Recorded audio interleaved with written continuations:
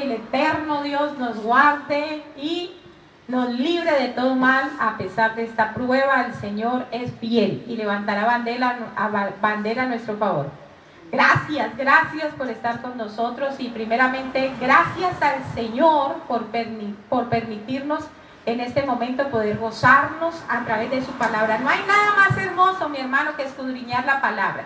Ahora ya uno entiende que la palabra es el alimento del espíritu. Así que gozosa de que usted pueda compartir estos videos del 1 hasta el número 7, creo que es el día de hoy, de la transmisión referente al arrebatamiento de la iglesia.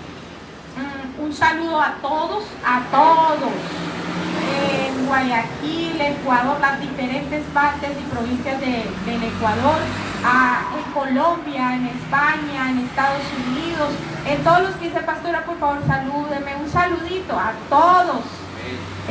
Y este saludo especial para nuestros hermanos en Argentina, Liliana, su hermana, Liliana Caldés, y el pastor Cayetano. Declaramos salud, declaramos esa sanidad divina sobre ustedes en el nombre poderoso de Cristo Jesús. Es nuestra oración y no cesaremos. Estamos con ustedes. Amén. Que Dios les bendiga y otro día más con estos preciosos hermanos, discípulos amados que están al lado de nosotros, que también nos ayudan a compartir la palabra. A ver, la princesa Olivia. Dios les bendiga.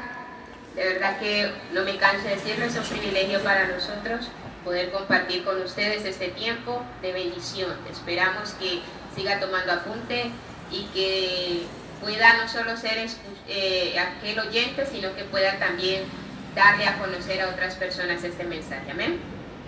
Amén. Amén, amén. Dios les bendiga, amados, a toda la familia, amigos, hermanos. Les saludamos y gozosos de que pronto, si no es en este mismo instante, que estén con nosotros más adelante, pues ustedes podrán estar también conectándose, mirando el video, aprendiendo del Señor, así como nosotros hemos podido aprender. Esperamos que sea de mucha bendición para ustedes estas enseñanzas que el Señor nos ha permitido conocer, y de gracia también la estamos transmitiendo para ustedes. Así que les saludamos en el nombre del Señor Jesucristo. Amén.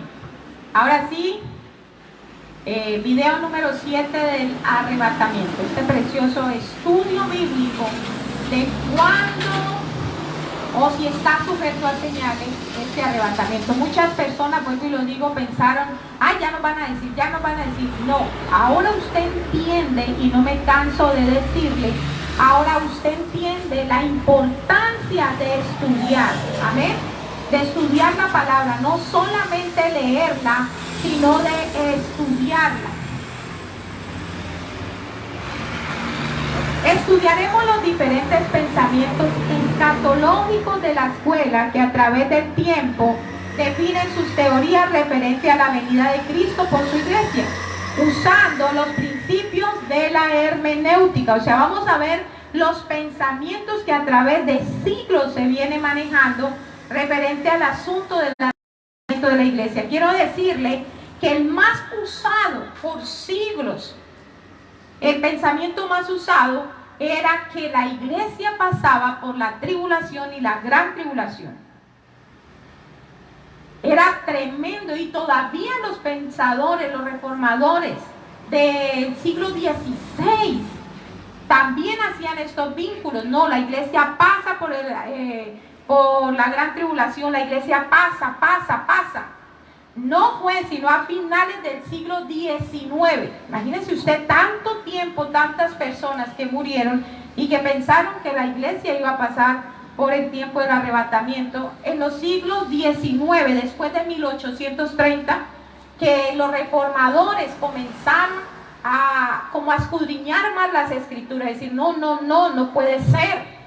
No puede ser esto, y escudriñaron, estudiaron hasta el siglo XX, casi a comienzos del siglo XX, donde se para lo que se venía enseñando, que la iglesia pasaba por la tribulación y la gran tribulación. Quiero decirles que el ruido que ustedes pueden escuchar, ojalá sea poco. Recuerden que estamos viviendo aquí al ladito de una...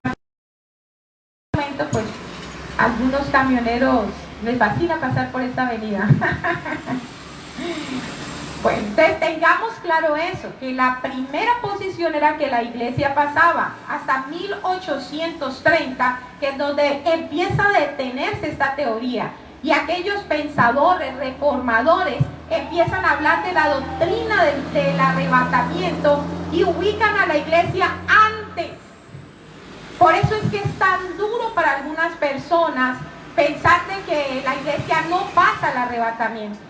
Perdón, la iglesia no pasa la tribulación y la gran tribulación. Hay muchos que afirman que sí pasa, que pasa la tribulación.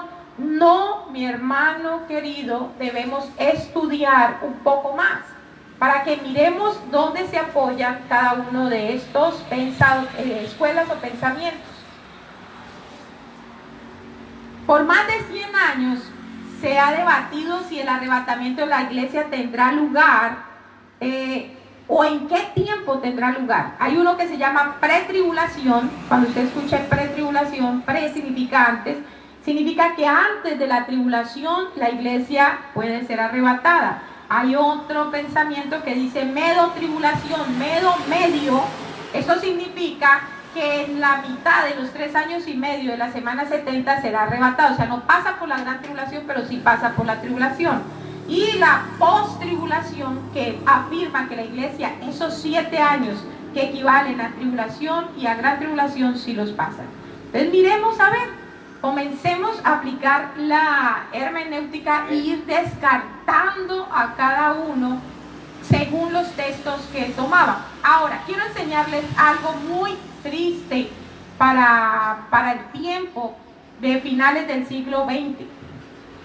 Cuando aquellos pensadores o aquellos protestantes, estudiosos, nuestros padres en la fe, empezaron a ver que la iglesia no pasaba el arrebatamiento, empezaron a tomar textos por los cuales enseñaron. Y usted oye hasta los años 60, 70 también enseñando que las 10 vírgenes eran la iglesia, enseñando que muchos son los llamados y pocos los escogidos, como ahora los vamos a ver. Entonces, a causa de esos textos bíblicos que ellos tomaron, inmediatamente anularon que el arrebatamiento de la iglesia era antes. Por eso, si usted predica que no, revise el por qué se descartó al principio. Porque los textos que tomaron estos estudiosos no fueron los correctos. Escatológicamente hablando, muchos entraron y dijeron, no es posible que este texto sea. Voy a darle un ejemplo de cuando aquellos padres de la fe a finales del siglo XIX, ¿qué versículos tomaron para hacer esa referencia? Vaya conmigo a Mateo capítulo 13, versículo 24 al 30.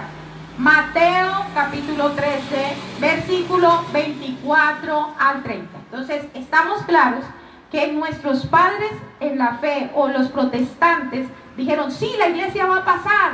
¿Y cómo usted lo comprueba? A través de estos pasajes. Pero en realidad no tenían nada que ver con la iglesia, el arrebatamiento de la iglesia.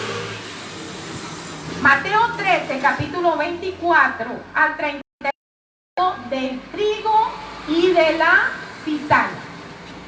Ahora, actualmente, si nosotros estudiamos de qué relata el trigo y la cizaña, usted se va a dar cuenta que tiene que ver con el reino milenial. Así es. Jesús está hablando lo que va a acontecer en su reino milenial. ¿Por qué? Porque está en la ley, está hablando del reino milenial. Y si usted lo empieza a estudiar, se va a dar cuenta que así es. Amén. Tomemos en cuenta los tiempos para poderlos estudiar. ¿Cuáles tiempos, pastora? El primero es de la iglesia, perdón, de la ley, cuando el Señor Jesucristo estaba vivo, los 4 evangelios. Era tiempo de la ley. Luego viene el tiempo de la gracia, que es cuando el Señor Jesucristo resucita, tiene el poder y la autoridad que se le ha delegado a la iglesia, que esta es ¿cómo se dice? El tiempo, la dispensación que ha sido más larga de toda esta semana, que lleva más de 2000 años abierta, y después de esto, que venga el arrebatamiento, regresa la ley otra vez a gobernar en la semana 70, donde va a dar el espacio a la tribulación y la gran tribulación. Ahora, nosotros conociendo de ley a gracia y de gracia a ley, vamos a ver qué pasa. Recordemos que hay 7 años, Daniel, ahorita hablo sobre Daniel, dice que 70 semanas están sobre su pueblo, sobre su pueblo. Sonrían que Cristo les ama. Entonces, recordemos que 7 años son la última semana, y ahora yo se lo voy a enseñar. Dice que en esa semana judía, quiero enseñarle que es una semana judía. Una semana judía ordinaria tiene que ver con 7 días. Pero hay otra semana judía que es la semana Gadol. ¿Qué significa? La semana tiene 7 años. O sea que ellos cuentan una normal y otra como Gadol, o la grande, semana grande. Entonces, esta semana de la cual habla Daniel, que ahora toco el tema, está hablando que una vez la iglesia sea arrebatada, en ese momento hay 7 años literales. Ojo a lo que le voy a explicar. 7 años literales para acabarlo todo. Entonces, cuando la iglesia es arrebatada, ¿qué va a hacer la iglesia en esos 7 años? Uno, cuando usted sea arrebatado y yo sea arrebatado, lo primero que vamos a ir es al tribunal de Cristo, al Bimá. Porque la gente piensa que nosotros vamos a vivir en el cielo. No es bíblico, nosotros no vamos a vivir en el cielo. Para eso dice la palabra que harán cielos nuevos y tierra nueva. Nosotros vamos a estar por espacio de 7 años en el cielo. Y lo primero que vamos a hacer para cuando seamos arrebatados es el tribunal de Cristo, que es el Bimá. ¿Para qué es? ¿Para condenación? No, porque en esta tierra ya Cristo pagó por sus pecados y por los míos. O sea que nadie me puede condenar a mí, porque ya la justificación, la redención y la santificación están en mí. Ya Cristo lo hizo todo. Entonces, ¿pero a qué voy? Al Bimá, para rendir cuentas de mis obras una vez yo he nacido de nuevo. ¿A qué vamos al cielo? Una vez nacido de nuevo, escúcheme bien, una vez nacido de nuevo, debemos de rendir cuentas, como dice segunda carta a Corintios 5:10. Es necesario que todos pasemos ante el tribunal de Cristo, dice el apóstol Pablo. Para que luego digan, ¿dónde dice eso? Ahí dice. Para que demos cuenta de las obras que hemos hecho, dignas e indignas. O sea que usted y yo vamos a rendir cuentas por qué practicamos el pecado, por qué hicimos alguna obra mal hecha aquí en la tierra una vez nacido de nuevo. Para condenación. Ahora, después del tribunal siguen los galardones. Primera de Corintios 3:14. El versículo 3:14 dice que nuestras obras pasarán por el fuego. ¿Qué tipifica el fuego? El juicio. Las obras dignas o indignas serán pasadas por el juicio. Ahí donde dice que habrán obras de hojarasca, de madera, de heno, de oro, de plata y piedras preciosas. Y dice que las obras buenas que tipifican el oro, la plata y las piedras preciosas pasarán por el juicio, pero que son, ¿cómo se dice? Se consumen con el fuego, esas obras van a perecer. Entonces, a través de esas obras son que vamos a adquirir los galardones. Pablo lo deja bien escrito, le aconsejo por favor en la primera carta a los Corintios capítulo 3. Creo que está desde el versículo 7 hasta el 16, para que pueda usted estudiar referente al tribunal de Cristo. Ahora, ya está el tribunal de Cristo, están los galardones, los que ganaron y perdieron galardones, y ahora vienen las bodas del Cordero, que están en Apocalipsis 19, 7 al 8. Dice, alegraos y gozaos, porque la novia del Cordero ya está lista. Entonces, ¿qué va a hacer la iglesia en esos 7 años que esté en la En esos 7 años que esté en el cielo, entonces lo que va a hacer es tribunal de Cristo, galardones y bodas del Cordero. Ahora, simultáneamente nosotros estamos allá y los que se han quedado, escúcheme bien, los que están acá están la ira de Dios y el tiempo del anticristo, porque hemos de entender que son 2 tiempos los que se viven en esos 7 años. Entonces, prosigamos.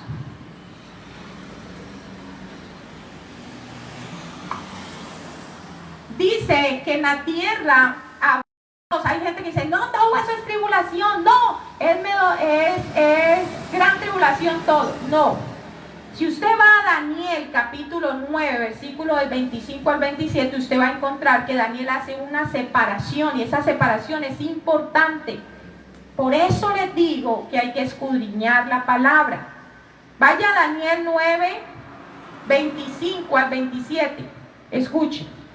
O sea, Daniel tuvo la visión, vino el arcángel y le dio la visión, le dio 70 semanas. 70 semanas proféticas estarán sobre el pueblo de Israel para acabarlo todo. Así mandó a decir el Señor. Esa fue la señal. Dice la palabra, sabe pues y entiende que desde la salida de la orden para restaurar y edificar a Jerusalén hasta el príncipe habrán 7 semanas y 62 semanas. Ojo ahí, no vamos a hablar de todas las semanas 70, pero es importante esto. Dice que han pasado 7 semanas que son proféticas y las vamos a hablar. ¿Qué pasaron en esas 7 semanas? Y 62 semanas más. Ahora quiero que quede claro. 7 semanas más 62, ¿cuánto es? 69. Dice 7 semanas y 62 semanas se volverá a edificar la plaza en tiempos angustiosos, y eso lo vamos a ver punto por punto, porque sí está escrito, sí está en la historia, son profecías reales. No contáis, no se preocupen, en la historia también está escrito. Son 69, y miren lo que dice el 26. Y 62 semanas será quitada la vida del Mesías. O sea que 7 pasaron más 62 son 69. En las 69 se le quitó la vida al Cordero de Dios. Por eso cuando usted me oiga o escucha a nuestros pastores decir semana 69, que es la semana de la gracia, es porque en esa semana fue donde el Señor Jesucristo murió y resucitó. Cuando el Señor Jesucristo entró a Jerusalén y hace el lamento de Jerusalén, dice, oh Jerusalén, Jerusalén, cómo he querido reunirlos como la gallina reúne a sus polluelos. Si supieras qué tiempo es este, ahí está cumpliendo la semana 68 conforme a lo que el profeta Isaías dijo. Y cuando él muere, resucita, se abre la semana 69, la semana de la gracia. Por eso hay que leerlo. Le invito a que Daniel 9, siempre se lo voy a dar 9 del 20 al 27, usted entienda que está en la semana 69. ¿Listo? Y el versículo 27, que es al que yo voy. Y por esta semana, ahí lo que le estaba explicando ahora, escuche bien. Por esta semana, ¿qué significa? Estamos hablando de una semana literal. Una semana literal son 7 días, pero una semana gadol o grande judío. Por eso la gente a veces dice, ay, pero ahí sí una semana, son 7 días. No está hablando de una semana grande. Esa semana equivale a que cada día equivale a un año. Por eso es bueno estudiar y escudriñar la cultura judía para que usted entienda bajo este término en qué fue escrita. Amén, amén. Dice, y en otra semana confirmará el pacto a muchos. O sea, no está diciendo que viene una semana de 7 años. A la mitad de la semana, ¿cuánto es? 3 años y medio. Por eso, cuando usted dice toda la tribulación, no, hay tribulación y gran tribulación.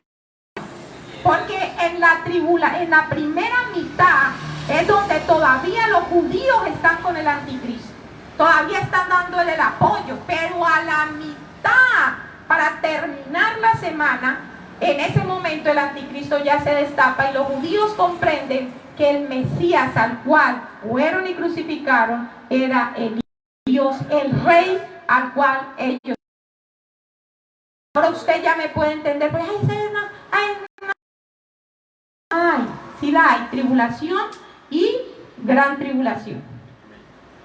Ahora sí, entendiendo esto, voy a enseñarle, ahora sí empecemos, cuál fue la parábola que ellos tomaron y por qué fue descartada.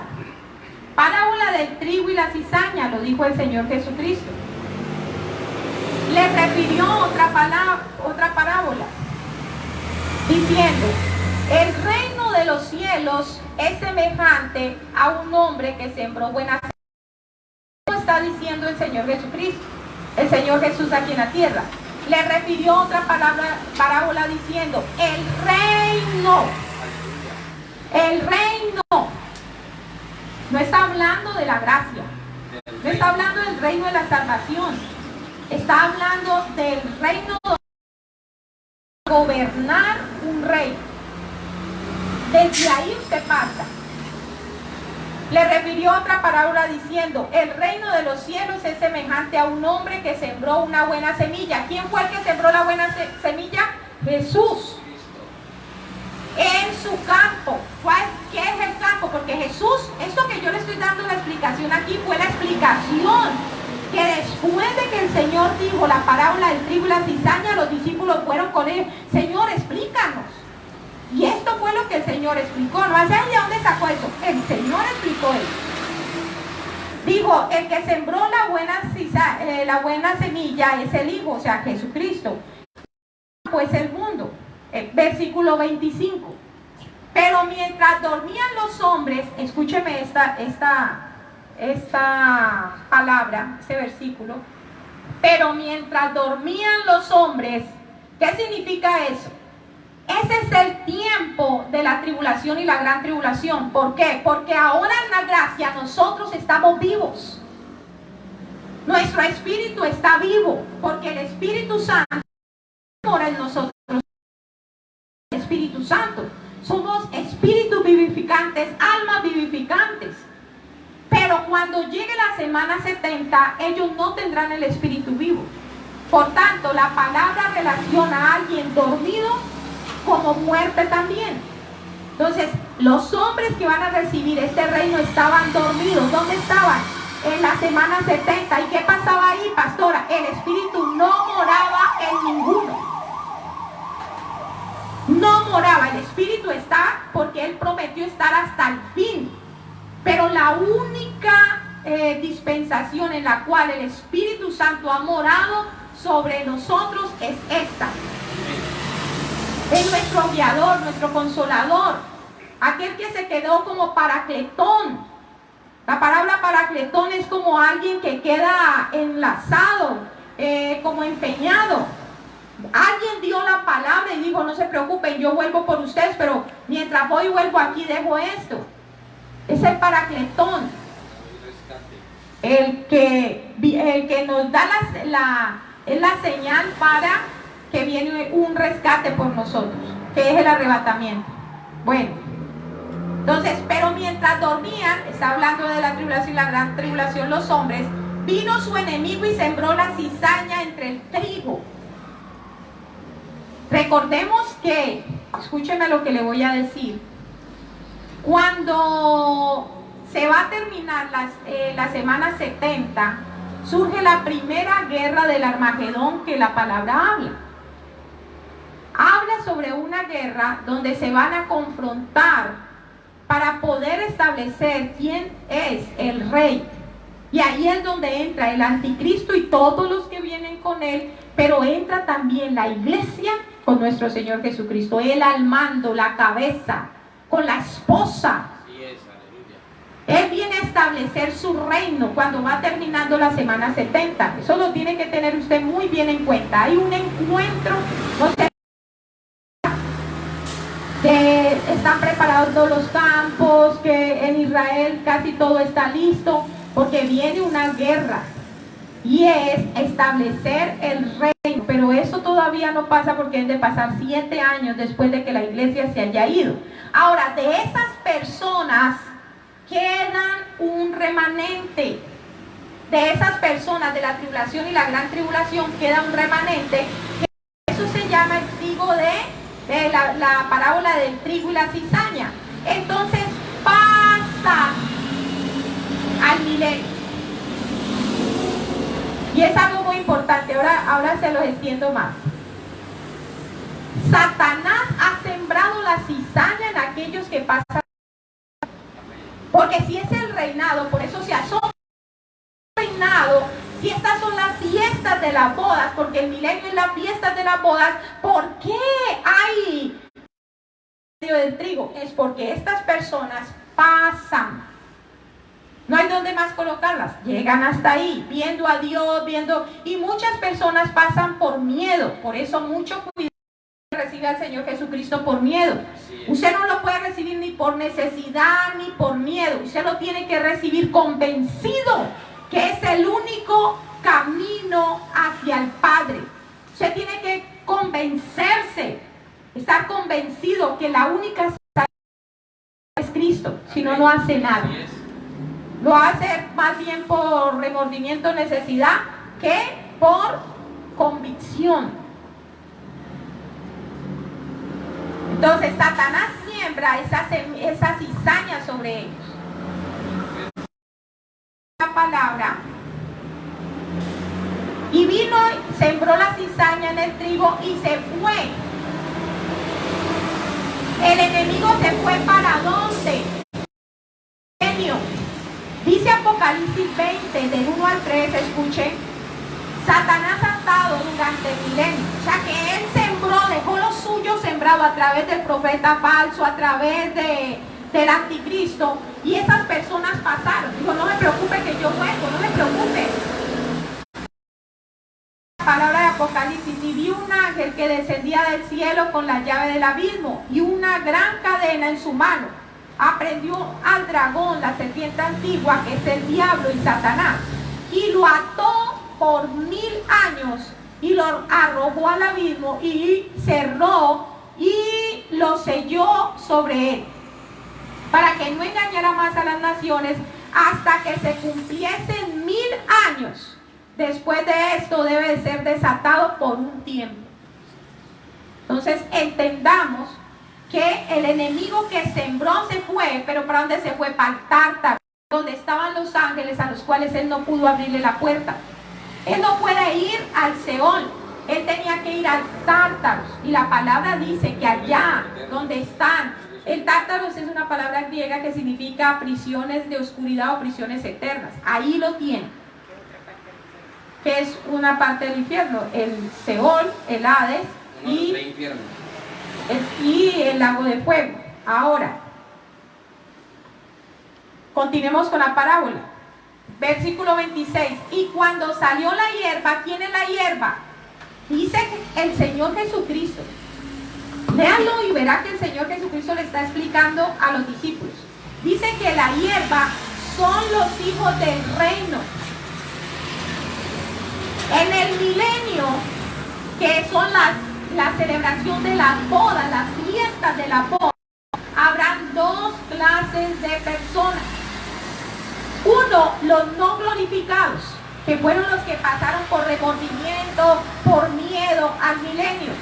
Y los glorificados, ¿quiénes son los glorificados? La iglesia, la esposa de Cristo. Pero mire lo que dice Cristo: hijos del reino. En este reino, los hombres y mujeres no glorificados van a tener hijos y se van a procrear por espacio de 1000 años. Pero la iglesia no todavía. Porque la iglesia en ese periodo está semejante a los ángeles. No se dará en casamiento, no tendrán hijos, no tendremos hijos por ese espacio de ese tiempo. Escuche lo que le estoy diciendo. En el reinado milenial habrán dos tipos de personas: los glorificados, que es la iglesia, la esposa de Cristo, y los que fueron los que pasaron, que se quedaron aquí en esta tierra, no alcanzaron ese cuerpo, pasarán. Por eso el Señor Jesucristo en la parábola hace referencia a eso. Y dice que los hijos del reino, si estos días, si una mujer en una generación de 40 años pudo tener 20 hijos con dolor y todo, imagínense en una generación donde no va a haber muerte, no va a haber dolor, no va a haber absolutamente nada malo, sino todo tiene que ser bueno, porque el que gobierna es Jesús. Amén. ¿Cuántos, en 1000 años, cuántos hijos podrá tener? ¿Cómo se reproducirán? Entonces, para que usted tenga en cuenta, pero la iglesia no, vuelvo y repito, usted como iglesia y yo como iglesia no nos vamos a reproducir ahí. Pero tengamos en cuenta que en los cielos nuevos y la tierra nueva, Isaías, el profeta Isaías, habla que ahí sí tendremos hijos y los tendremos sin dolor. Amén. Sigamos el versículo 26. Y dio fruto, entonces apareció también la cizaña. ¿Qué dice Jesús que es la cizaña? Los hijos del mundo. Hace la diferencia entre los hijos del reino que... ¿Por qué la diferencia? Porque los hijos del reino sí creen que Jesucristo es el Rey. Amén. Mas los hijos del mundo no creen. Ellos todavía están esperando. Pasaron ahí, pero no creen que Jesucristo es el Rey, aún si está reinando. Siempre habrá gente incrédula. Eso. 27. Vinieron entonces los siervos del padre Ephraim y le dijeron: Señor, ¿no sembraste buena semilla en este campo? ¿De dónde pues tiene cizaña? Él les dijo: un enemigo, ¿quién era? Satanás, ha hecho esto. Y los siervos le dijeron: ¿qué quieres pues que hagamos? ¿Que vayamos y la arranquemos? Él les dijo: ¿qué? Él les dijo: no sea que arrancando la cizaña, porque estaban los dos, los hijos del reino y los hijos del mundo, arranquéis también con ella el trigo. ¿Me está entendiendo? El 30, versículo 30. Dejad crecer ambos juntos. ¿En qué? En el reinado milenial. Ambos, tanto los hijos del mundo como los hijos del reino, que no tienen cuerpo, ninguno de los dos tienen cuerpos glorificados. No pertenecen a la iglesia ni van a pertenecer a la iglesia. Escuche esto. Dejad crecer juntamente lo uno con el otro hasta la siega. Mire lo que dice el Señor Jesucristo aquí. Hasta la siega. ¿Y qué dice el Señor Jesucristo que era la siega? El fin del siglo. Oh. Voy a recordarle esta palabra. ¿Quién hizo una pregunta con el fin del siglo? Los discípulos le dijeron a Jesús: dinos cuáles son las señales. Dinos qué señales habrá de tu venida y cuáles son las señales del fin del siglo.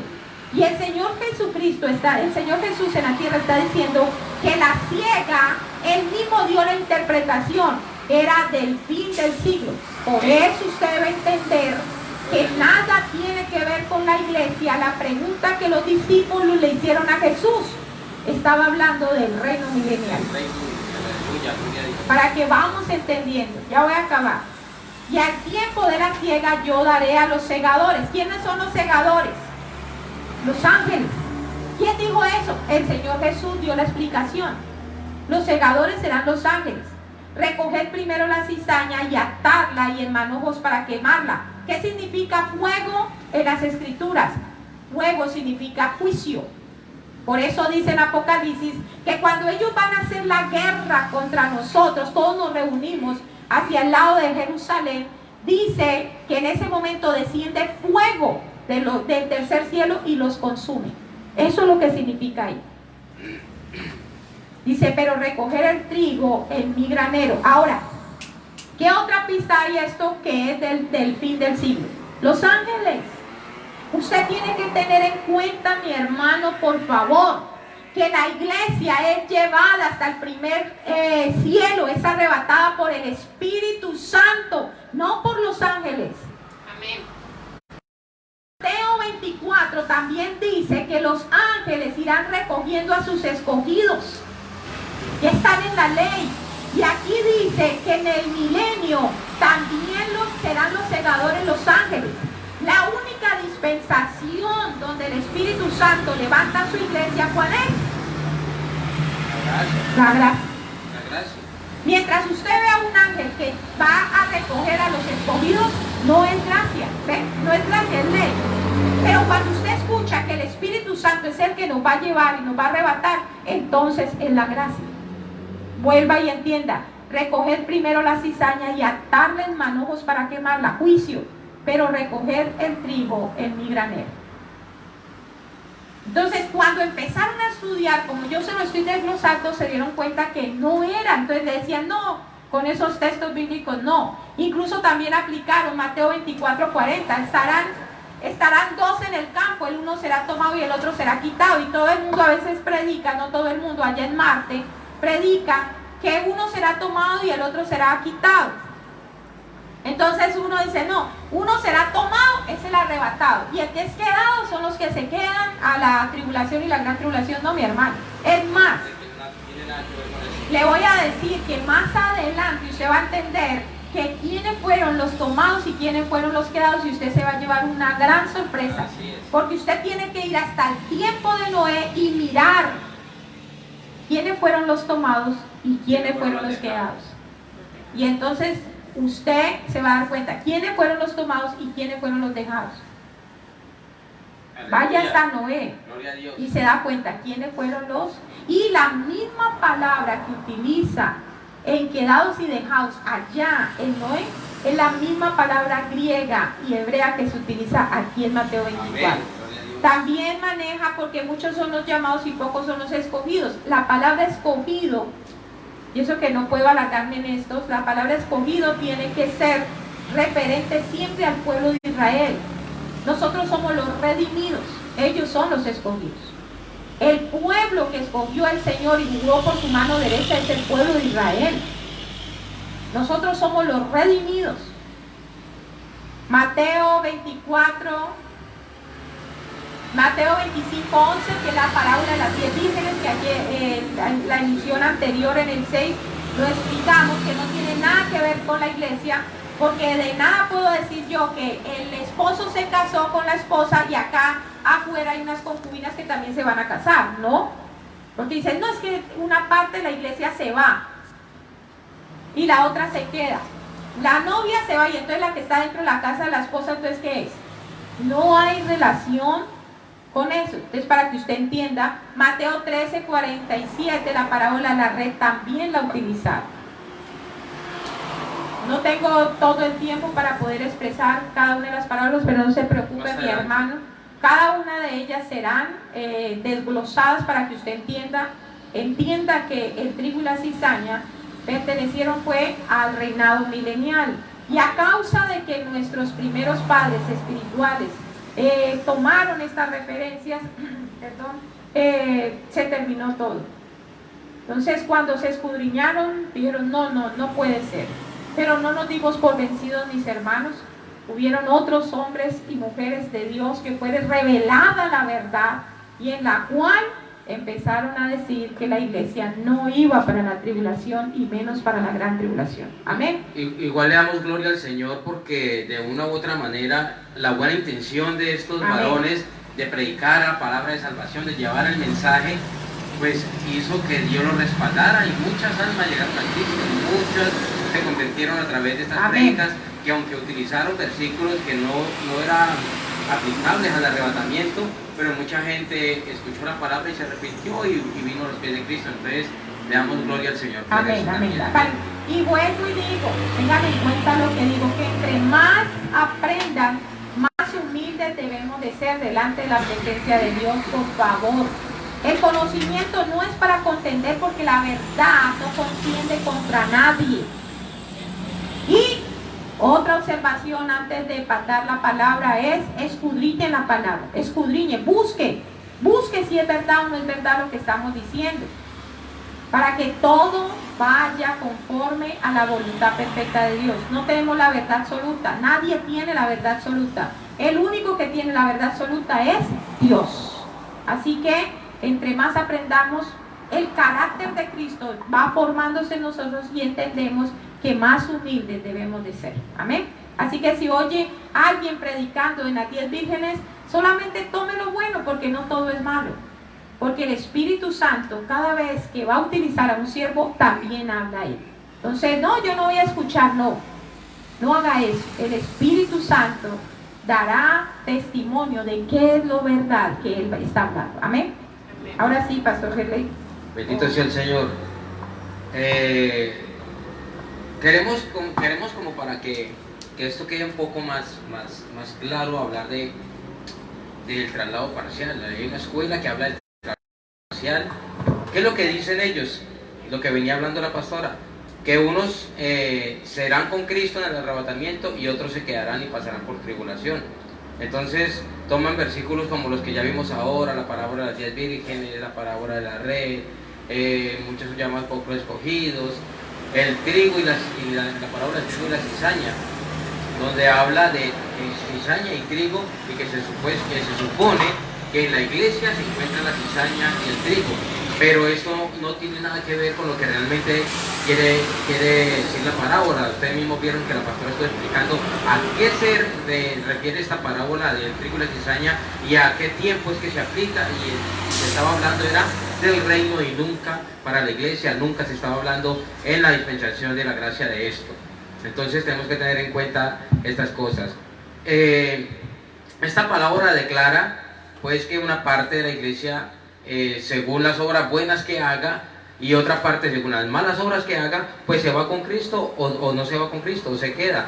Pero lo que nos enseña la palabra de Dios es que hay una justificación, y Jesucristo vino y realizó una justificación en la cruz de Calvario por nosotros, nos justificó. Entonces si esta parábola fuera real, estaría desvirtuando o echando a un lado lo que Jesucristo hizo. Y Jesucristo pagó por un pueblo, por una iglesia. Él pagó por toda su iglesia, por toda la que va a ser su esposa, no por una sola parte.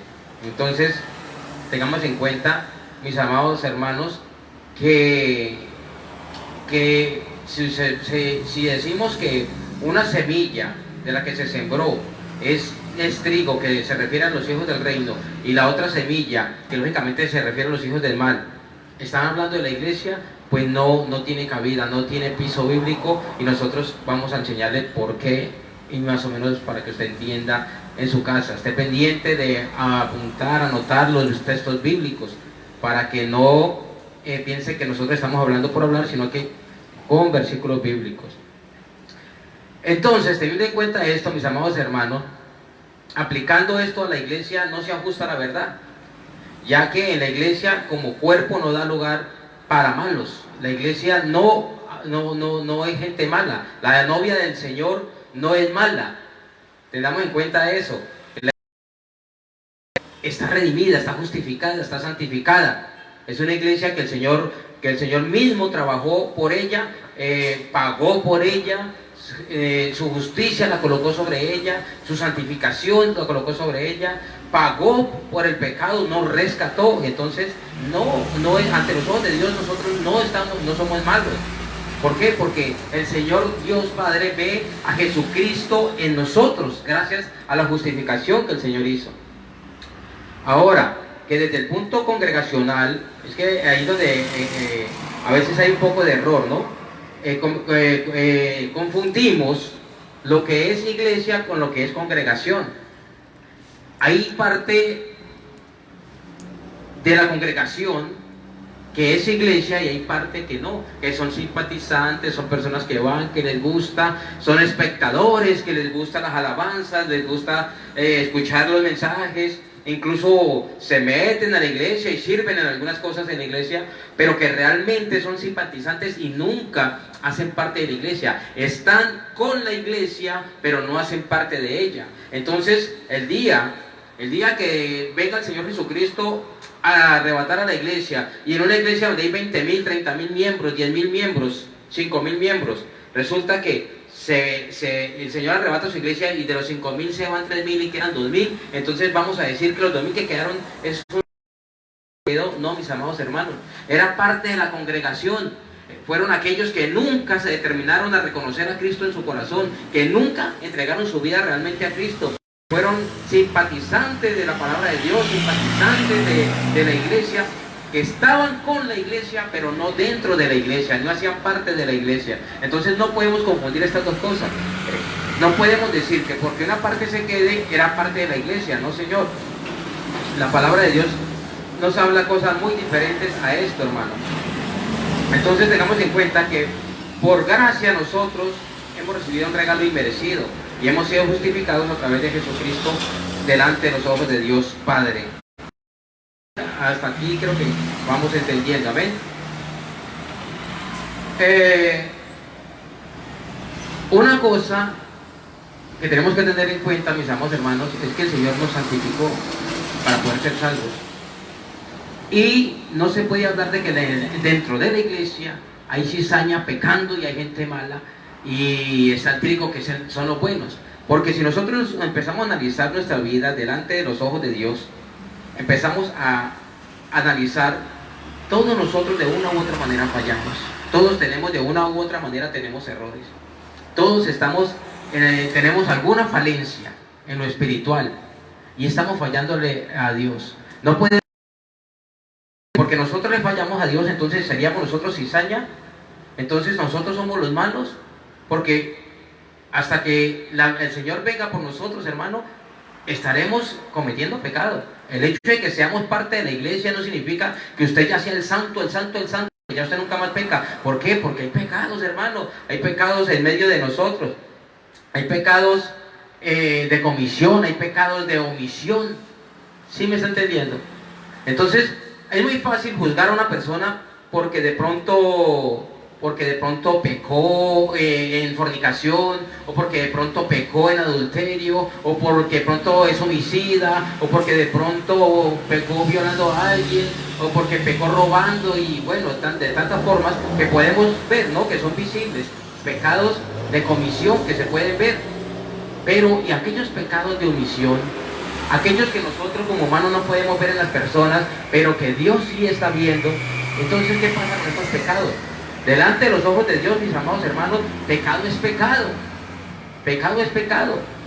Entonces no podemos estar diciendo que porque un hermano se equivocó, ya vamos a lanzarlo al infierno, y este hermano se condenó porque este hermano era cizaña, este hace parte de los que se van a quedar. Usted se va a quedar, hermano, porque usted tuvo este error, usted falló, y lo que usted está haciendo de juzgar, y lo que usted está haciendo de murmurar de su hermano, y el chisme y la mentira, y el rencor y el odio que hay a veces en muchos cristianos que aún conservan eso en su corazón. Porque hay gente que va a la iglesia, que son creyentes, hermano, pero todavía tienen algún rencor con alguna persona. Incluso dentro de los mismos miembros de la iglesia, entre los mismos hermanos, hay hermanos que hacen la asociación de personas, no les gusta mucho andar con uno y anda más con el otro. Hermanos, salga a evangelizar con el hermanito fulano y tal. Ay, no, pastor, colóqueme con otra persona, es que yo no me voy muy bien con él. ¿Eso qué es, hermano? Eso es pecado. Eso es pecado. Usted está aislando a su hermano, usted no está haciendo acepción de una persona, usted tiene algún rencor contra esa persona, tiene algún resentimiento contra esa persona, y por eso no es capaz de estar con él y salir a evangelizar con él. Entonces miren las cosas miren todo lo que se encuentra, hermano, dentro de la iglesia. Entonces, ¿qué vamos a decir, pues? Que porque yo dije una mentira, se me escapó una mentira, entonces yo ya soy cizaña, que estoy en medio de la iglesia y yo me voy a quedar. O porque el hermano fulano de tal de pronto tuvo un mal pensamiento. Porque es que nosotros no vemos los pensamientos de las personas, los pensamientos que hay y los sentimientos en los corazones. Amén. Ahora quiero hacer énfasis ahí. Yo quiero que los que me estén viendo delante de Dios alcen la mano los que no pecan. Alce la mano, hermano y hermana, los que no pecan. Porque es que, como dijo el pastor, hay pecados de comisión, o sea, de hacer, como con la fornicación, el adulterio, el robar, el matar. Pero hay pecados de omisión, como dijo el pastor. Y los pecados de omisión son raíz de amargura, celos, contiendas, iras, enojos, pleitos. Todos los frutos de la carne. Entonces, entendamos, porque hay alguien que me dijo, no, pastor, es que la iglesia no está lista para que cuando el Señor venga. Perdóneme, si usted está pensando que Cristo está esperando que todo el mundo, toda la iglesia que está aquí, la novia del Cordero, Que no haya ni un pecado en ninguno. Para poder venir estamos fritos. No va a venir entonces. No vendrá, porque como millones y millones y millones de personas no vamos a dejar de pecar en algún momento de nuestra vida. En este punto hay una preocupación, y es que hay personas que piensan que se van a... porque aunque viven una vida apartada del pecado, no son practicantes del pecado, porque una cosa es ser practicante del pecado y otra cosa es pecar. Son dos cosas, suenan muy parecidos pero no son iguales. Entonces el que practica el pecado es el que disfruta, el que se deleita en él, el que no le importa, hizo un pecado hoy, mañana, pasado mañana y le da igual. Pero como cristianos no quiere decir que no cometemos pecado, sí la embarramos, porque somos seres humanos y mientras estemos en este estuche va a pasar. Entonces, una cosa es ser practicante y otra cosa es cometer pecado. Si el Señor va a esperar a que todos estemos en completa santidad sin pecar ese día.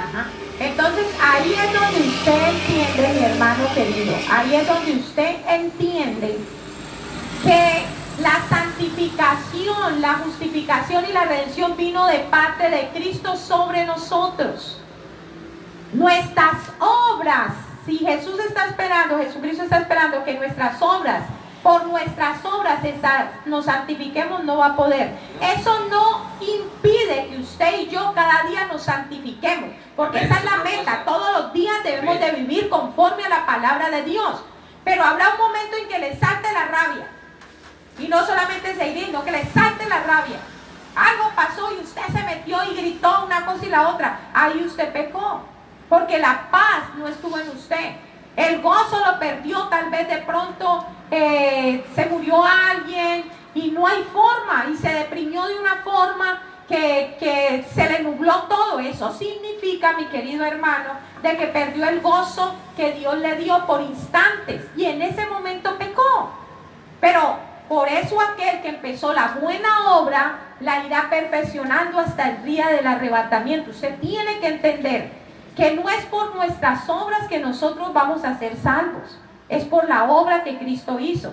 Que no es usted y yo que nos podemos justificar, porque nuestra justicia son como trapos de inmundicia delante de Dios. No es por nuestra redención, así usted y yo nos cordemos las venas para poder decirle al Señor, ay, vea, por mi sangre, perdóneme. No se puede. Es por aquel que dio su vida por nosotros siendo santo. Entonces, mi hermano, el arrebatamiento viene y se va a ir más de uno que tiene raíz de amargura en su corazón, porque es más fácil juzgar los pecados del ombligo para abajo.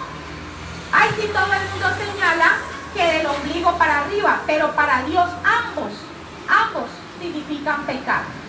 Entonces, mucho cuidado con decir, no, es que la iglesia no está preparada. La iglesia está preparada para cualquier momento irse con Dios. El problema es si nosotros estamos preparados. Porque si yo me voy con esta raíz de amargura, por eso le invito a que vea el tribunal de Cristo que sigue después de él. Si usted mira y usted tiene raíz de amargura en su corazón contra alguien, no ha podido perdonar, en el Bimá eso es lo que va a ser contado. Tenía su galardón y le dice, tú no perdonaste a fulano de tal porque te hizo esto. No, usted va a decir, así fue, y va a llorar. Porque ahora sí su mente finita ya es una mente infinita. Y se va a dar cuenta que no valía la pena pelear con nadie aquí en la tierra sino estar. Por eso va a hacerle caso al Señor. Y es lo que decía el apóstol. Es mejor estar a paz con todo el mundo. Porque lo que te quita la paz de aquí te roba los galardones arriba.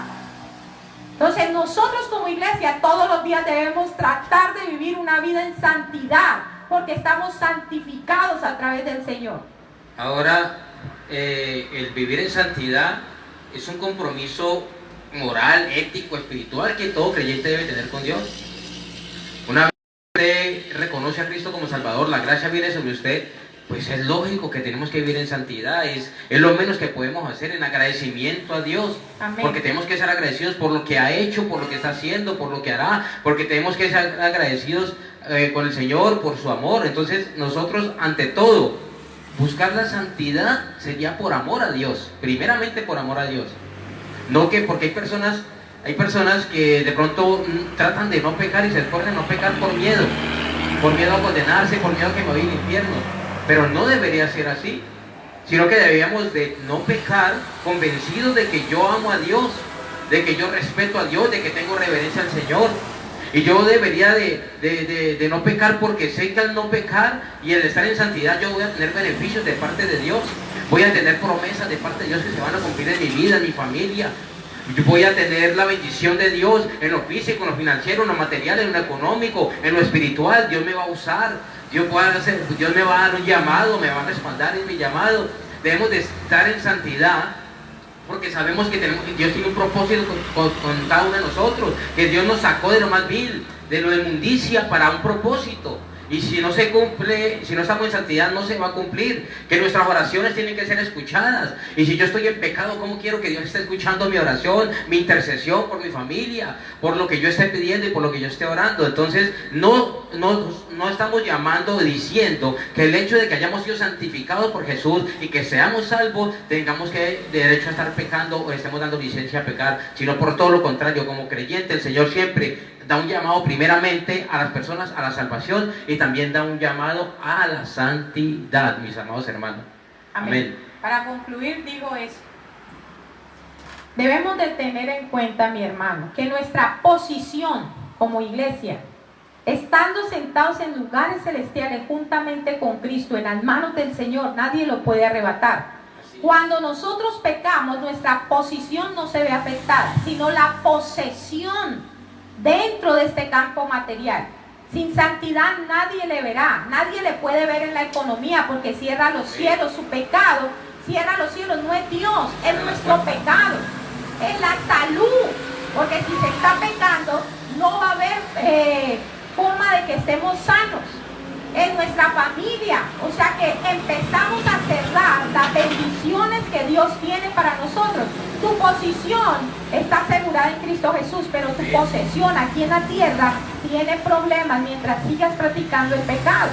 Entonces entendamos que una cosa es santidad que debemos de guardar y otra la santificación que Cristo hizo. La santificación ya no se puede quitar porque es una tinta indeleble. Entonces invitamos a que sigas tu vida en santidad. Amén, gloria a Dios, gloria al Señor, porque si no se cercenan todas las bendiciones, hermano, créanlo, crecimiento espiritual y todo se detiene. Seguimos con lo que estamos hablando de la escuela parcial. Ellos alegan pues que una parte de la iglesia se queda, otra se va, o sea que la iglesia está dividida, pero nosotros la palabra de Dios nos habla todo lo contrario. Si yo digo que la iglesia está dividida entre cizaña y trigo, entre buenos y malos, y que ya explicamos ahorita que todos fallamos, que todos nos equivocamos, que todos pecamos de una u otra manera, consciente e inconscientemente, entonces, ¿qué parte, si aplicamos la parábola de la cizaña y el trigo, qué parte serías tú? Porque se supone que la cizaña es mala, ¿no? ¿Qué parte serías tú? Dios no está hablando de una división en la iglesia, hermano. Dios no habla en la palabra de que la iglesia esté dividida en dos partes. Por el contrario, habla de unidad. La Biblia habla de unidad en la palabra de Dios. Y si usted quiere, yo le voy a dar unos versículos para que usted analice allá en su casa y lo lea, porque son varios versículos y nos demoraríamos mucho. Pero el Señor habla en la Biblia de la unidad como un cuerpo. Escúcheme, somos un cuerpo. ¿Cristo es quién? La cabeza. Dios no se va a llevar a un cuerpo mocho, a un cuerpo sin un pie, a un cuerpo sin un brazo. Dios se va a llevar una iglesia completa, hermano. Entonces, si Dios habla que nosotros somos un cuerpo, búsquelo en Romanos 12, 4, 5. Búsquelo en Primera de Corintios 12, 12, 13.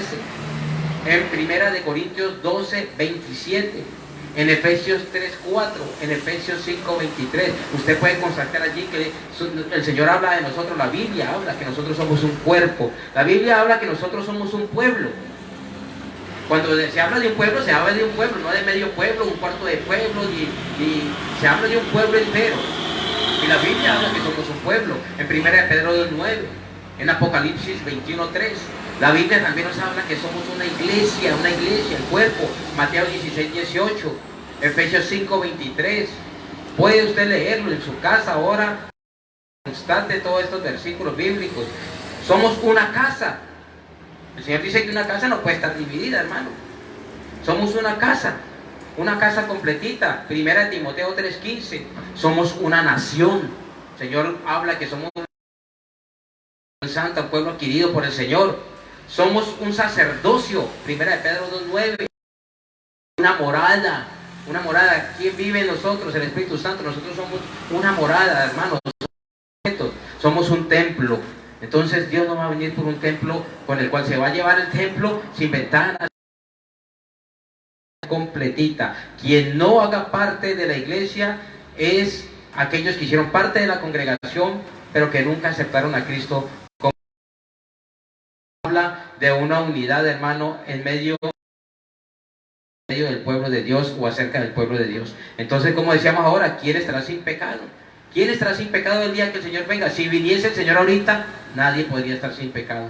Todos tendríamos un gran problema. Y si el Señor estuviera esperando que nosotros nos santifiquemos por nuestras obras, hermano, el Señor tendría que esperar quién sabe cuántos años más. Es más, creo que nunca podríamos santificarnos nosotros. Por eso Él tuvo que hacer la obra de santificación en cada uno de nosotros.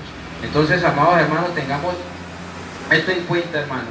Tengamos en cuenta que Dios viene por un pueblo completico. Dios viene por una iglesia completita, una iglesia que le está esperando. Dice que el Espíritu y la iglesia dicen: ven Señor, ven Señor. ¿Cuántos de ustedes están esperando al Señor? No sé, pero yo creo que la mayoría estamos esperando al Señor. ¿Sabe por qué no ha venido el Señor? No porque la iglesia no esté preparada, mis hermanos.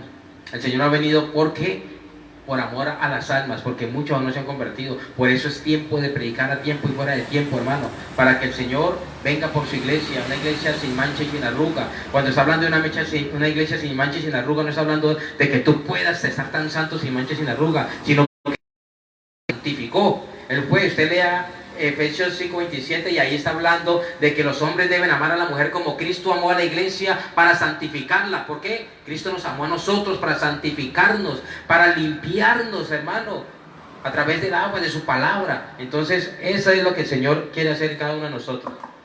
Es que hay un problema en cuanto a ese punto. Y es que las personas piensan que la salvación depende de nosotros. Ahí está el problema. Amén. O sea, la salvación no depende de las obras, depende de tener fe. Usted y yo damos buenas obras, hacemos buenas obras, nos comportamos lo mejor que podemos, damos testimonios, no porque nos queramos ganar el cielo, sino porque somos hijos de Dios y como hijos de Dios tenemos que reflejar a Cristo. Amén, amén. Gloria a Dios. Entonces, mis amados hermanos, tengamos en cuenta eso, aprendamos. El trigo y la cizaña no tiene nada que ver con la iglesia. Ya se explicamos, ya la pastora estuvo explicando al inicio de qué está hablando el trigo y la cizaña. No utilicen más esos versículos para decir que una parte de la iglesia se va y otra se queda. No es bíblico. Por esta razón, mucha gente ya no cree en el arrebatamiento antes de la tribulación, porque utilizaron versículos que no tienen nada que ver. Créalo, mi hermano, que usted y yo, como parte de la iglesia, nos vamos. Y cuando la palabra habla de que todo ojo le verá, es cuando estén en el reino, que todo el mundo le va a ver cuando Cristo venga. Pero solamente a Él, nos van a ver a nosotros también llegando con el Señor, porque vendremos con Él como la esposa del Cordero. Amén. Gloria a Dios. Gloria a Dios. Bueno, ahorita vamos a ver razones que niegan la credibilidad de esta escuela. ¿Cuál escuela? La del traslado parcial, que es la que estamos estudiando. En primer lugar, esta escuela niega la consumación de la salvación del cuerpo de Cristo. O sea, esta escuela, que es lo que ya se ha venido explicando, afirma que una parte de la iglesia se va y otra parte de la iglesia se queda. Pero según lo que dice el apóstol Pablo, la iglesia en toda su totalidad gozará de ese privilegio de ser arrebatada. Toda como un núcleo, no por partes. Ahora, cuando Cristo venga por su iglesia, vuelvo y le repito, buscará a su iglesia, tanto los que murieron en Cristo y los que estén o estemos vivos, que lo más probable es que el arrebatamiento nos coja vivos, porque sería un privilegio no ver muerte, aunque muchos estarán diciendo no, pero entonces todavía está a tiempo. Hoy es el día de que se coloque y nos coloquemos a cuentas con el Señor. Amén. Ahora, un ejemplo viable que está escrito en las Sagradas Escrituras es el ejemplo del trigo y la cizaña, que no tiene nada que ver con la iglesia. Repito, el trigo y la cizaña era para el tiempo de la ley, pero guarda un principio bíblico, y es que dice que tanto el trigo como la cizaña crecen juntos y son similares, pero si usted analiza, los frutos son totalmente diferentes. Pero entonces, ¿qué quiero decirle con eso del trigo y la cizaña? En el pueblo de Dios, como hijos de Dios, estamos llamados a dar gloria a Dios, a dar buen fruto, el fruto, la manifestación del fruto del Espíritu Santo. Ahora, una persona que no salva en el arrebatamiento de la iglesia quiere decir que nunca nació de nuevo, y eso sí se lo quiero explicar. O sea, el Señor Jesús no viene por todo aquel que se ha arrepentido, que se ha convertido, aquellos que en realidad hemos creído en Él. Cuando habla de nuevo nacimiento se refiere a que yo reconozco mi condición, reconozco a Cristo, reconozco el plan de salvación y acepto ese plan de salvación. O sea, el Señor nosotros, Él entregó su vida por nosotros. Por eso la Biblia dice, no fue que nosotros lo escogimos a Él, sino que Él nos escogió a nosotros. Nosotros, ¿qué fue lo que hicimos? Nosotros, después de que Él hizo ese llamado, aceptamos entendimos ese plan de salvación, entendimos que a través de Él es que somos salvos. Y decidimos negarnos a nosotros mismos y creer en Él. Amén. Entonces, cuando venga Cristo, no viene por todo el mundo, sino que viene solo por aquellas personas. De nuevo, pregúntese ahí donde está, ¿será que yo ya nací de nuevo? Porque una cosa es, como decía ahorita el pastor, una cosa es la congregación y otra cosa es ser hijo de Dios. Cuando suene la final trompeta, el Señor Jesús en realidad viene por hijos, solamente por hijos. Hay personas que se congregan, que diezman, que ofrendan, que remolinean, que hablan lenguas, pero llegará el día que suene la final trompeta y no sean salvos. Así es, tiemblan y hasta los demonios tiemblan también, hermano. Sí. Entonces eso no es seguridad de que haya tenido un arrepentimiento de corazón. Entonces el arrepentimiento es lo que marca la diferencia. Quiero que lea conmigo el Evangelio de Marcos, capítulo 9, versículo 38 al 41. Dice, el que no está contra nosotros está a favor de nosotros. Dice el versículo 38, Maestro, dijo Juan, vimos a uno que expulsaba demonios en tu nombre y se lo impedimos. De los nuestros, no se lo impidan, replicó Jesús. Nadie que haga un milagro en mi nombre puede a la vez hablar. El que no está contra nosotros está a favor de nosotros. Miren, probablemente somos los seres humanos los que nos hemos vuelto sectaristas. O sea, Dios no es rosqueros, como decimos en Colombia. Dios no tiene bandos. Es tremendo ver que a veces nosotros la sesión de personas solo porque hay personas que se congregan en una denominación diferente a nosotros. El que realmente sabe quién se salva o quién no se salva es Dios, porque el que escudriña los corazones es Dios. Y hoy quiero decirle algo, hay personas que quizás no van a una iglesia cristiana evangélica y se van a salvar. Hay personas que tienen una denominación diferente a la suya, que quizás diferente a la mía, que quizás podríamos decir no puedo decir. En X iglesias que para muchos dirán no, se van para el infierno, pero muchas de esas personas en realidad sí han nacido de nuevo, aunque se estén congregando allá. ¿Saben? Hubieron muchos reformadores que cuando se les fue iluminada la palabra, ellos siguieron en la religión donde estaban, no se fueron de allí porque estaban buscando la forma de que esa iluminación se pudiera extender, pero eso no significa que se fueran a condenar. El que conoce los corazones es Dios. Y lo que estaba pasando aquí con los discípulos es que encontraron a un varón que estaba echando demonios. Los demonios estaban saliendo de esa persona y los discípulos se lo impidieron. ¿Por qué? ¿Por qué se lo impidieron? Que porque no andaban con el Señor Jesús. O sea, no tiene nada que ver. El Señor Jesús le dijo, por favor, Pedro, no hagas eso. No hagas eso, porque si echan fuera demonios y los demonios salen, quiere decir que es de los nuestros, aunque no anden con nosotros. Entonces, oiga, mucho cuidado con eso. No juzguemos a la ligera. No se congrega en la denominación en la cual usted y yo pertenecemos, porque el que sabe realmente la intención del corazón, el que conoce. Así es, gloria a Dios. Amén. Entonces no podemos estar juzgando a los demás, no podemos estar juzgando a los demás y hacer como esa sección de personas. Amén. Vamos ahorita a Mateo capítulo 16, versículo 18. Mateo 16, 18 dice, Jesús dijo, roca edificaré mi iglesia. Algunas versiones dicen, y sobre esta roca edificaré mi reino. Hay algunas versiones. Pero entonces este texto gramaticalmente indica que posiblemente, así como el Señor dijo, sobre esta roca edificaré mi iglesia, hayan otras iglesias que no son de Cristo. Ahora, en el arrebatamiento de la iglesia, solo se levantará los que forman parte de la iglesia de Cristo. No otras clases no está hablando de denominaciones, está hablando de.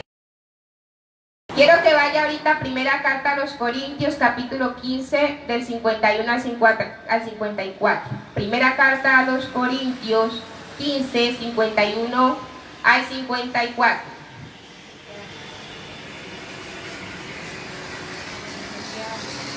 Ahorita vamos a ver que en el traslado parcial, la salvación de la iglesia se daría por parte, no se va a dar por parte, porque así estaría negando la consumación total de ella. Ahora, dice primera carta a los Corintios, he aquí os digo un misterio, no todos dormiremos, pero todos seremos transformados, en un momento, en un abrir y cerrar de ojos, a la final trompeta, porque se tocará la trompeta y los muertos serán resucitados incorruptibles y nosotros seremos transformados. Porque es necesario que esto corruptible se vista de incorrupción y esto mortal se vista de inmortalidad. Y se haya vestido de incorrupción mortal, se haya vestido de inmortalidad, entonces se cumplirá la palabra que está escrita, sorbida es la muerte y victoria. Mire esto, dice, el versículo 51, no todos dormiremos, pero todos seremos transformados. Habla de una totalidad, no está hablando de una parte será salva y una parte será condenada. No está hablando de que el arrebatamiento va a ser parcial. El Señor hoy viene por unos, mañana viene por otros. O sea, el Señor no está diciendo ahí que el Señor viene primero por los que se santificaron hoy y después viene por los que se santificaron mañana. No, dice que por un grupo total. Ahora dice la primera carta a los Tesalonicenses capítulo 4, habla de la venida del Señor, capítulo 13 y hasta 17.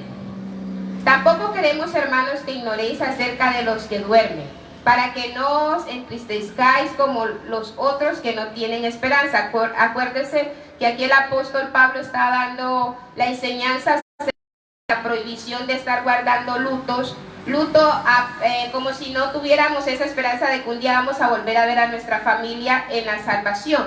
Porque si creemos, el versículo 14, porque si creemos que Jesús murió y resucitó, así también traerá Dios con Jesús a los que durmieron en él. Por lo cual os decimos esto en palabras del Señor, que nosotros que vivimos, que habremos quedado hasta la venida del Señor, no precederemos a los que durmieron. Porque el Señor mismo, con voz de mando, con voz de arcángel y con trompeta de Dios, descenderá descenderá del cielo y los muertos en Cristo resucitarán primero. Luego nosotros los que vivimos, los que hayamos quedado, seremos arrebatados juntamente con ellos en las nubes para recibir al Señor en el aire y Con Él. siempre con Él. Gloria a Dios. Entonces, si analizamos estos versículos, el apóstol Pablo en su primera carta a Corintios, tanto en el 15 y en Tesalonicenses, está hablando acerca de un arrebatamiento total, ¿no? Amén, así es. Amén. Amén. Ahora quiero explicarle algo. Tanto los que duermen como los que vivimos o viven en el arrebatamiento se levantarán con el Señor. Ninguno se quedará. Por tanto, la consumación de la salvación de la iglesia no será parcial, será completa. Ojo que estoy hablando de salvación. Porque una cosa es la salvación del hombre y otra cosa es la salvación de la iglesia. La salvación de la iglesia es total. La salvación del hombre es integral, ¿sí? Viene por un proceso.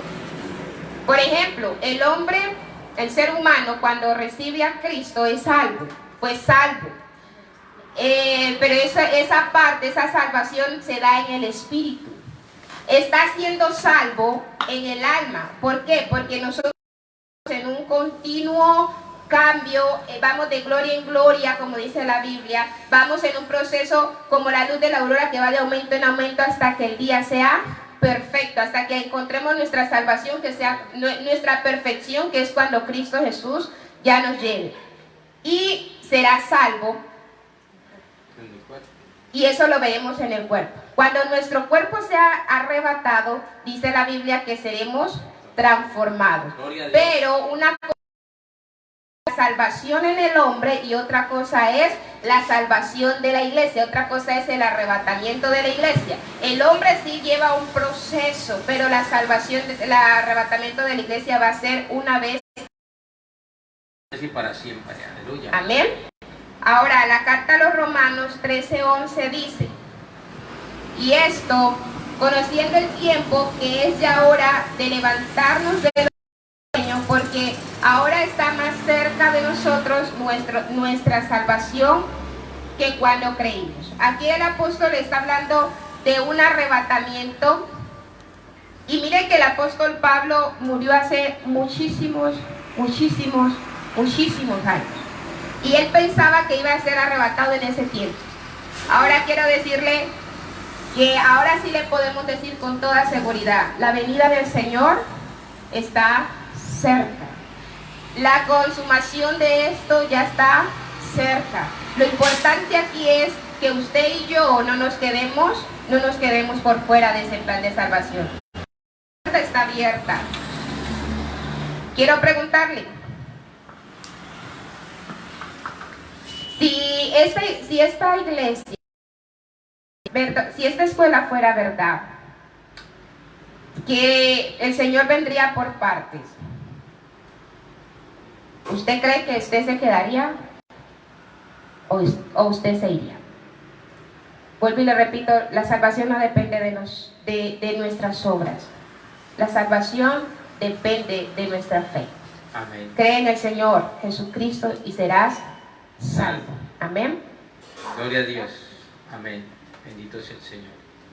Bueno, mis hermanos, se nos acabó el tiempo. Ya para que podamos degustar esta palabra y usted pueda también escudriñarla. Amén. Gracias al Señor Jesucristo por esta oportunidad que nos da. Vamos a revisar el video. Si el video, eso no lo saben ellos dos, pero si el video no se escucha bien a causa del ruido, entonces miraremos en qué horario podemos volverlo a transmitir, poderlo hacer en la madrugada para que quede limpio, porque de nada sirve que nos hacemos casi 2 horas sabiendo que no se escucha bien, ¿ya? Entonces, mis hermanos, que Dios les bendiga, Dios les guarde. Los esperamos el día viernes, si es la santa voluntad de Dios. Que el Señor Dios Todopoderoso los guarde y los cubra. Bendiciones. Dios les guarde. Cristo les ama.